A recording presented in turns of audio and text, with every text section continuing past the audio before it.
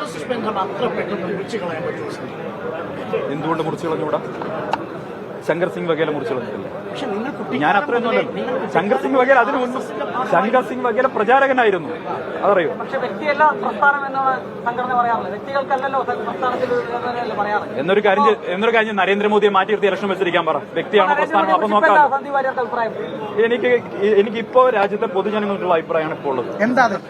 ആ അഭിപ്രായം എന്താണെന്നുള്ള അറിയാലോ. രാജ്യത്തെ നിലവിലെ സാഹചര്യത്തിൽ ജനങ്ങൾക്കിടയിൽ ഭിന്നത ഉണ്ടാക്കുന്ന, അതല്ലെങ്കിൽ വെറുപ്പുണ്ടാക്കുന്ന, വിദ്വേഷമുണ്ടാക്കുന്ന രീതിയിലേക്ക് ഒരു ഭരണാധികാരിയും പോകരുത് എന്നുള്ളത് തന്നെയാണ് എന്റെ നിലപാട്. അങ്ങനെ ഒരു ഭരണാധികാരിയാണ് നരേന്ദ്രമോദി. സ്വാഭാവികമായിട്ടും അത് തന്നെയാണല്ലോ പറഞ്ഞു. ഇനി എന്തിനാണ് ആവശ്യം ചോദിക്കേണ്ടത്?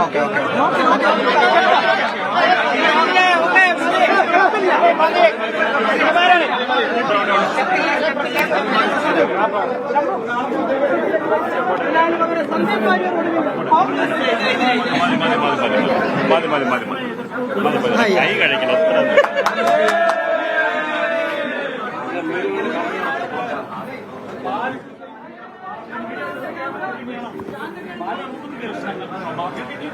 മുനിസിപ്പാലിറ്റി ഇലക്ഷൻ നടന്ന കൃഷ്ണകുമാർ, നിയമസഭാ ഇലക്ഷൻ നടന്ന കൃഷ്ണകുമാർ, ലോക്സഭാ ഇലക്ഷൻ നടന്ന കൃഷ്ണകുമാർ, മനോരമ കണ്ടെത്ത മത്സ്യം പോലെയാണ്.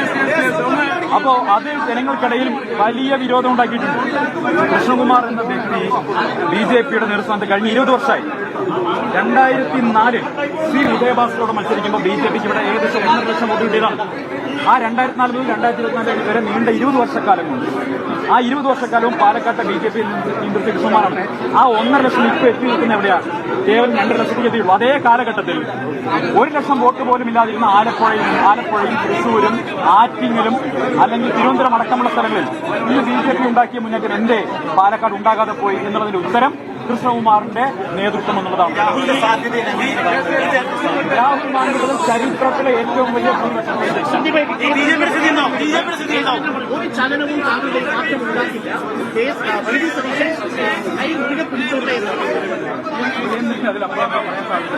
BJPയുടെ സ്ഥിതി എന്താവും?